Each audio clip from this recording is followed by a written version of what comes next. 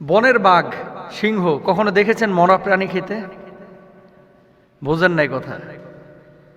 একটা হরিণ মরিয়া পড়ে রয়েছে, জানেন এটা আপনারা?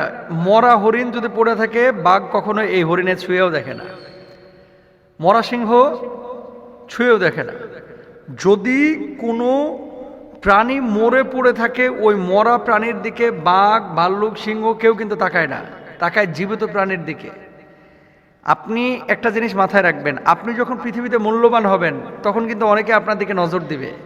আর আপনি যদি মরা হাতির মতো, মরা হরিণের মতো পড়ে থাকেন, তাহলে কেউ কিন্তু আপনাকে মূল্য দিবে না। এই জন্য পৃথিবীতে মূল্যবান হন, মূল্যবান রত্ন হন। রত্ন কেমনে হবেন? কেউ যেন আমার তো মাল নাই, টাকা পয়সা নাই। টাকা দিয়ে মানুষের মূল্যায়ন হয় না ভাই, মানুষের মূল্যায়ন হয় কি দিয়ে? তাকওয়া দিয়ে। আর তাকওয়া হা হুনা, হৃদয় জগৎটাকে আল্লাহর ভালোবাসায় আপনি উজ্জ্বল করেন, তাহলে দেখবেন সম্মানিত হবেন। নিজেকে মূল্যবান রত্ন বানান। কুকুর যদি মরে পড়ে থাকে, কোনো সিংহ যদি ক্ষুধায় মারাও যায়, তাও কুকুরের দিকে মুখ দিবে না। একটা হরিণ যদি মরে পড়ে থাকে, যদি সিংহ মারাও যায়, খাবে না। পৃথিবীতে মূল্যবান হন।